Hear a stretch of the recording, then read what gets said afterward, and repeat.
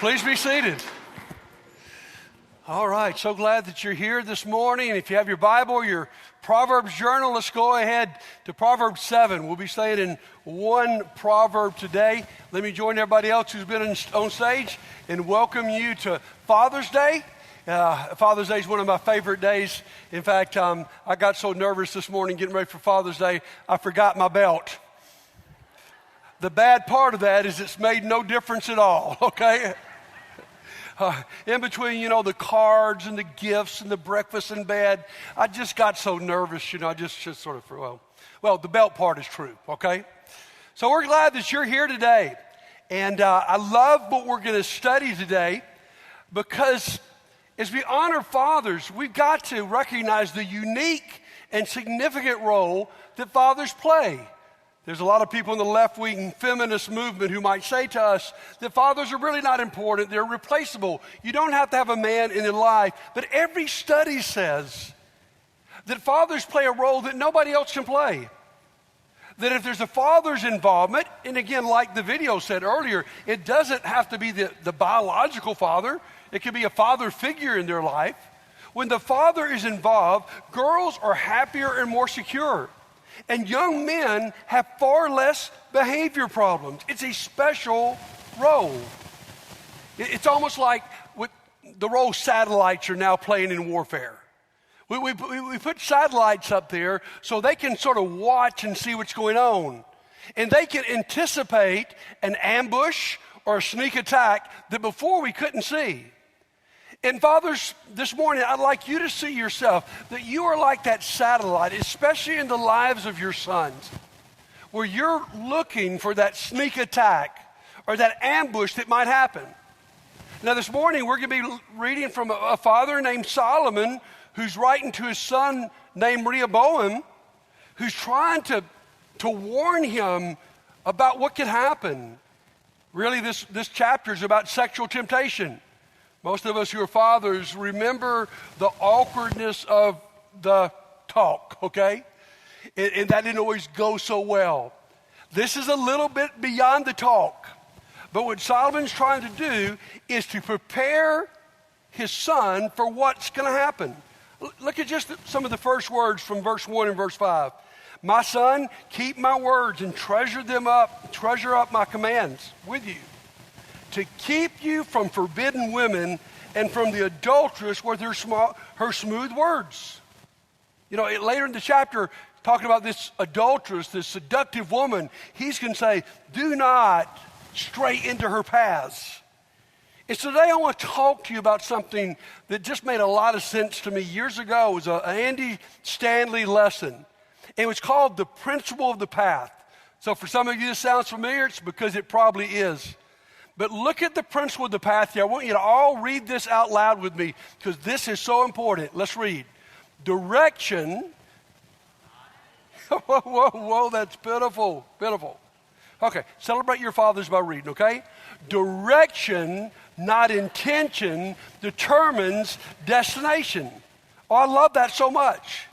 It's not just wanting to do the right thing, intending to do the right thing. It's actually the path that you choose. Scriptures would put it this way. You reap what you sow. What does it mean to sow something? To plant something, the things that you put in your life. Ralph Waldo Emerson put it a little bit more detailed. Sow a thought and you reap an action. Sow an action and you reap a habit. Sow a habit and you reap a character. Sow a character and you reap a destination. What's it saying? The path you choose is going to determine the destination that you arrive at. For instance, this morning, it's summertime. Lots of folks are going to the beach. And maybe you've been making plans for months. You've rented an Airbnb. You got everything set up. You got all the floaties, all the floats, all the bathing suits. Everything's packed. Everything's ready to go. Only problem is you come out of Montgomery and you go I-65 north, all right? Are you going to make it to the beach? No, no matter what your intentions were, no matter how much you dreamed about it, planned about it, if you head in the wrong direction, you're not going to get there. You can even be super spiritual. Maybe you prayed about it. Maybe you read your Bible about it. Maybe you planned all these devotionals. I'm telling you, my friends, it doesn't matter. If you head I-65 north, you're not making it to the beach. And that's Solomon's point, not about the beach, but about life. That if you take the wrong path, you're going to end up in the wrong direction. See, for so many of us, where we really want to be and where we end up can be drastically different. And what Solomon would say to us, if we're really wise, is it's predictable. It's predictable from the first step you take on that path. So let's go to Proverbs 7 and keep reading. Look at verse 6. For at the window of my house I looked out through a lattice. Now, here's Solomon. He's going to be watching this young man and this seductive woman, and he already is looking out and he knows what's going to happen. You ever been in an intersection and maybe you're stopped there, and before they can see it, you see that two cars are about to crash, and you just watch it. That's what Solomon's doing right here. He sees there's going to be a bad crash. And then he explains, I have seen among the simple, I perceived among the youths, a young man lacking sense. Now, that sounds so negative, but it's not a slam. To say someone's simple in Proverbs is simply to say, you don't have much life experience. You see, to gain wisdom and insight, you need a combination of time and experience, and a young person can't be expected to have that.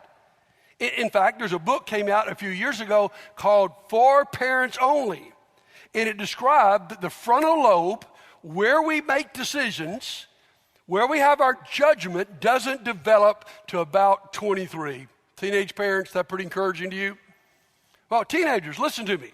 What that means is you better be smart enough at this point in your life to listen to good wisdom from your parents, from people who love you, and from the Word of God. Keep reading the story. He was passing along the street near her corner, taking the road to her house in the twilight, in the evening, at the time of night in darkness. Raise your hand if you know what's about to happen, okay? It's so predictable because they're headed in a direction that is absolutely going to happen. Now, the problem is the young man doesn't recognize the disaster this could be. He's got some background music playing as this woman seduces him. Now, if you were in my generation, your background music might be Born to be Wild or I'm a Party Like a Rock Star. Some of you younger guys and girls have tried to learn, what's his name? Hosier? Anybody know that? Here are the words from one of his songs. I think I'll take my whiskey, my coffee black, and my bed at 3. And as he's being seduced, he's saying, you're too sweet for me. That's the background music the young man's hearing.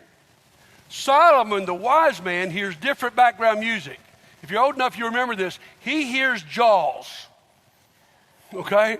We're headed in the wrong direction. Keep reading. And behold, the woman meets him, dressed as a prostitute, wily at heart. She's loud and wayward. Her feet do not stay at home. Now on the street, now on the market. At every corner she lies in wait. This is where you need the satellite. She's hiding. Now watch this one. Pretty forward. She seizes him and kisses him with bold face. Now, let's take a time out right here. If the young man's wise, this is the point you turn around and walk away, right? This is the moment she makes the move. And if you don't cooperate with the move, you'll go down the right path. But if you do, you're going to be in trouble. Our class, one of our groups on Wednesday nights, Man Up, has been studying lust the last couple weeks. And one of the comments I thought that was so good made last week was that the problem is not the first thought. We all have attractions. The problem comes with the second thought. And with this young man, he doesn't cut it off where it needs to be cut off. So she seizes him, and then she starts talking. I had to offer sacrifices, and today I've paid my vows. I mean, this is really crazy. She said, don't worry about this. I'm a religious woman. Everything we do is going to be okay. I've been to the synagogue. I've offered my vows. I've offered the sacrifices. Things are going to be okay. Don't worry about it. Now, if you're Catholic, you'd probably say, I've been to confession. If you're Protestant, you'd probably say, I've been to church and made things right. If you're Church of Christ, you'd say, I've done the 5 steps. Everything we do is going to be okay. Now, here's what's so interesting here, though. After that sacrifice was made, what you did is you took it home to eat it. And so what she's literally saying to this young man is, come home with me, we'll read our Bible and pray and eat a meal, and then we'll commit adultery.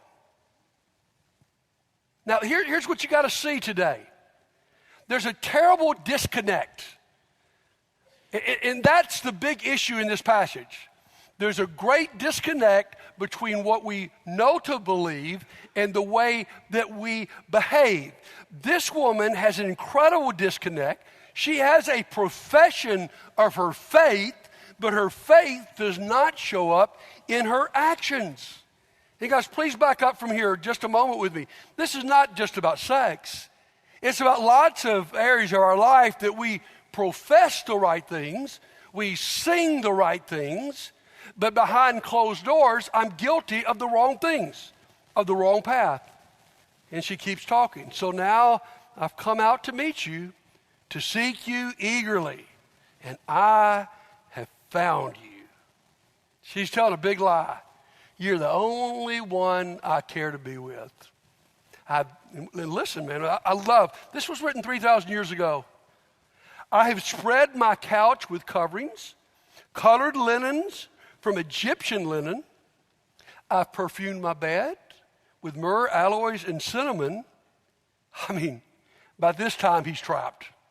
By this point, it's almost impossible for her to turn around, because what's he thinking? I'm the only one. I'm special. I'm the one she really wants. And then she says, what an invitation. Come, let us take our fill of love till morning. Let us delight ourselves with love. You see, the wrong path often at the beginning looks good, feels good. And that's one of our problems in our culture today, is we have decided that there is no standard for right and wrong. The standard now in our culture is, what do you feel? And we would even say someone who denies their feelings is actually denying who they are. That's a foolish way to live. And that's what this young man's thinking. Man, this woman wants me. How am I going to turn her down? And then she throws this in. For my husband is not at home. Now, I'm assuming that. How about you? Okay. He's not here. In fact, he's gone on this is good news, long journey. He took a bag of money with him at full moon. He will come home. But what's she saying to this young man? Don't worry about it. Man, we can sleep in. We can have breakfast in bed. Because my husband's not due back for a long time. Now, here's what she's really saying. She's assuring this young man that there will be no consequences. You're going to be able to get by with this, get out of here, no one's going to know, and you won't be in trouble. Because that's one of Satan's greatest lies. Everybody else might be in trouble, but I'm above the law. And, I can get by with something with no consequences. And the truth is, often consequences are not immediate, or we wouldn't do it. I mean, this affair may not come out for months. That you've been drinking secretly to calm down before you come home, your family may not know that for a couple years. That you open your phone up periodically to look at pornography, nobody else sees it. Nobody else knows about it. You're going to get by with it. And for a while, you might. And that's what she's saying to him. Come on in. there's really no consequences. And that's when we get in trouble. And then it says, with much seductive speech, she persuades him. With her smooth talk, she compels him. Now buckle up for a moment. Just buckle up, because now we're going to get to reality, all right? Now we're going to be told where this path leads.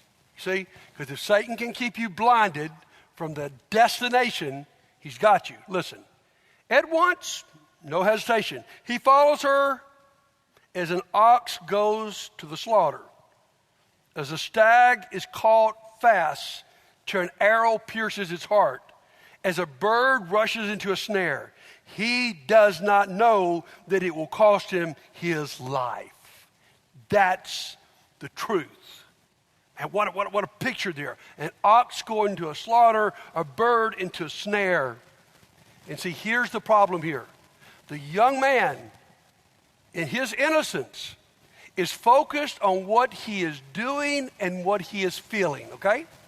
Solomon, in his wisdom, is focused on where he is going. And guys, we will become much wiser, men and women. This is not just to talk to men. It's talk to all of us. When we don't just focus on what we're doing and what we're feeling. I mean, the Bible is so clear about temptation. The Bible says sin is pleasure. But it will say this, it's pleasure for a season. But if Satan can get me to just focus on that pleasure and not focus on the destination, then he's going to keep me on that extremely dangerous path. And then Solomon sort of pulls back and says, I want you guys to really listen to what I'm saying. So listen to this last part of the section. And now, O sons, listen to me and be attentive to the words of my mouth. Let not your heart turn aside to her ways. Do not stray into her paths. It's a path. It's got a destination. For many a victim has laid low, and all her slain are a mighty throng. Her house is the way to Sheol, going down to the chambers of death. What'd you say? It looks good. But as one translation says, it truly is a highway to the grave. You think you're the only one. The truth is, this is not just a path. It's not just a highway. This is an 8-lane interstate. Lots of people have gone down this path, and it's predictable every time of where it will lead. I don't know about you, but have you ever been to a counselor? Might not be about this issue, but maybe another issue.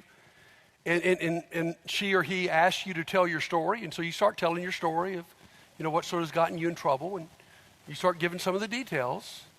And then maybe just a few minutes in, she says, hold on a second, let me tell you how this ends. And then she tells you, and it's right.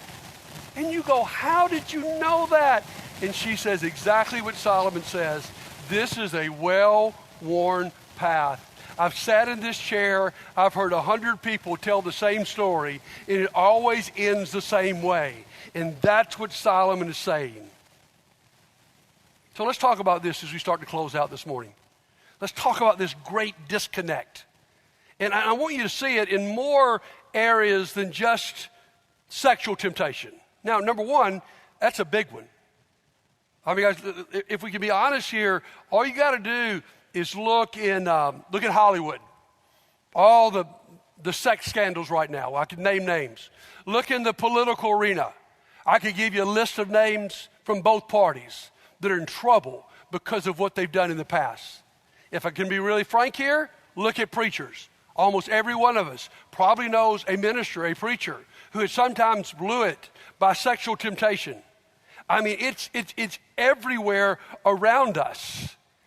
It happens so easily because we all want to believe the principle of the path doesn't apply to me, but it does. Finances. Catch this statistic. 40% of Americans spend more money than they bring in. That's a clear path. Why? Because one of our problems on all of these issues is I want immediate gratification, okay? Think about family. You know, as a worker, you can think, man, this is the beginning of my career. I need to give incredible time to my career. I know I got a wife and kids at home, but one day I'll make it up to them. And so right now you're a workaholic and you think that's not going to affect your kids and that's not going to affect your marriage. It's a lie. Or academics, I can skip classes, I can not study, I can not turn my homework in, and somehow I just keep the consequences out of my mind. Or your weight. You can pull into Krispy Kreme every time you see hot donuts now, right? In fact, do you know this now, guys? It used to be that sign was only cut on every once in a while. It is now cut on 24 hours a day. How do you think I can make it without a belt? I mean, I'm telling you guys, we can think, I can eat this, I can do this, and it's not going to have the effect. The effect is, it's known, and even spiritually. Guys, we especially think spiritually, God's just going to zap me and make things right. But listen, my friends, if you neglect Bible study, if you neglect prayer, if you neglect gathering with the church, if you neglect being in a small group where you got some spiritual friendships, I'm telling you, you neglect those things, there is a path that leads to. One day you'll wake up and you'll go, oh my goodness, how did this happen? I don't feel close to God at all anymore. I've got myself in some problems over here. The reason it happened is because you picked the wrong path, thinking it wouldn't bite you. You see what Solomon is saying is, if you will listen, you should see what's coming down the road. So let's ponder this just for a moment. Direction. Your decisions are not disconnected events. They're a path. The decision you make today will take you somewhere. Starts with a thought, goes to an action, ends up past an action into a habit, a character, and a destination. They're going to take you somewhere. Now, it's not intentions, it's direction that trumps intentions. You see, sometimes when I get myself in trouble, I think, but you know what? I know, buddy. And I know my heart's really in the right place. I know I really, really love God. That's good. But sometimes I judge myself by my intentions. But I judge you by your actions. Because intentions are wonderful as long as they translate into real actions.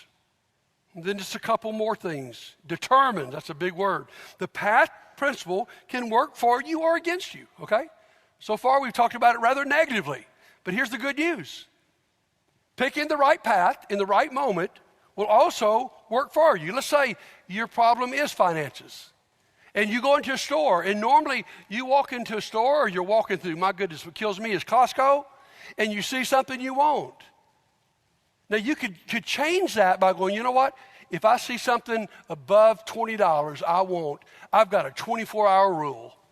I don't buy it unless I've thought about it for 24 hours. That changed some of that. It might be, those images that are causing you trouble. I talk to enough young men that will tell me, buddy, the truth is I really don't look at hardcore pornography. But Instagram is my problem. Just those images get me going down the wrong direction. So instead of going down that path, like some young men I know, you might cut Instagram off. You say, I know I need to be in a better place spiritually, buddy, but I listen to me. If all it would take is just choosing to spend 10 minutes in the Word and in prayer every morning, just start small. And that's going to start you down a path of spiritual growth. Or maybe it's an issue in your life of someone who's really done you wrong. This is hard, guys. But you got two paths. You can choose the path of bitterness, and we've all seen that in some old people that are just, they are just, you don't want to be around them. Or you can choose the godly path, this is hard, of forgiveness, and you meet this older person that was done wrong earlier in their life, and you love being around them. You see, this can work for your advantage because every path has a predetermined destination. Direction, not intention, determines destination. Okay, so let me just get practical here for a moment. First of all, guys, because of that, you've got to guard your thoughts. You've got to learn. I like what they said in Man Up. You might have had that first thought, but you got to do something quickly not to have that second thought. Guard your thoughts, because that's the problem for most of us, is nobody sees what's going on up here, and so I let my thoughts go wild, thinking it's never going to come out in my actions. Second, here's what you got to teach yourself to do. You got to think about where the path leads.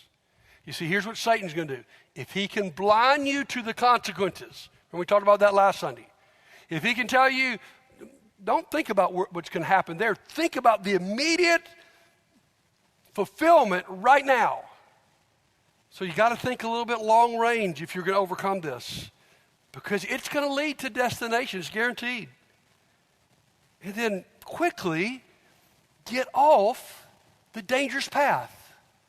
Stay away from the places, from the sights, from the situations, from the people who will take you down the wrong path.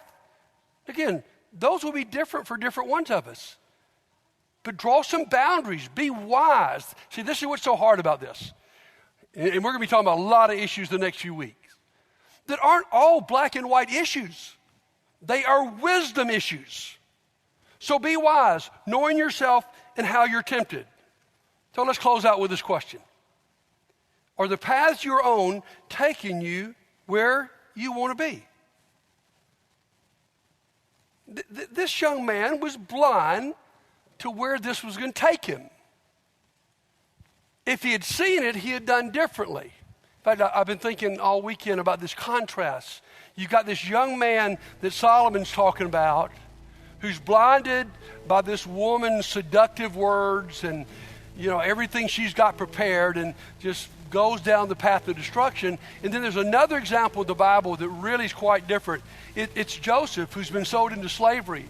And you remember that moment where he is seduced by Potiphar's wife? Guess what? Her husband's not home either. Just like this woman, she begins to try to seduce him. But Joseph's so wild, so wise. You know what Joseph said? I won't be with her. I won't listen to her. In fact, if you read the story, Joseph gets out of there. Even if he had to run without his clothes, right? Joseph runs. And what I'm saying to you is, when you find yourself and the path is clear, quickly ask yourself, is this taking me where I want to be? And I ask you this morning, as you look at your life, all of us, is there a path you've chosen right now in your attitudes, in your thoughts, in even your actions? That's, if you'll be honest with it, it's the highway to, as the old song said, it's the highway to hell. I mean, it's not where you want to go. And so here's the great news this morning. This is why Solomon wrote this to his son, because he wanted him to see the dangers. And the reason we're talking about this morning is so that if you're a young person, you can see the dangers. If you're a person who's on that wrong path, you're down the path right now, that's okay too. The Bible has a great word for this. It's called repentance. It simply means I'm walking one way, I fall in love with Jesus, and I change paths. I turn around. And today, I don't know where you might be headed right now, but you don't want that to be your final destination. And before you leave this place, in just a moment, we're going to pray, and we would love to pray for you. You see, normally, guys, when we get caught up in one of these incredible paths, it's hard to get out of it without some decisive action. You've got to interrupt it, stop it, go some other direction. And this morning affords you an incredible opportunity. If today you want to do something decisive, I would say the first step in the right path is one of these aisles. Just step out, come down here, be honest about it. There's power in confession. We'll pray about it, and you'll walk out of here on a different path. I know that sounds a little scary, but I can promise you, because every one of us has been down that wrong path, no one will judge you. But if today you need to be shaken up by this story that Solomon tells, that, like I said a moment ago, is so old, but so relevant. And in the back of your head, as I've been preaching, you've been thinking, uh-oh, that's the path, man. I didn't even recognize it when I took that first step, and now I'm way down there. I better get off that quickly. Do it right now while we stand together and sing.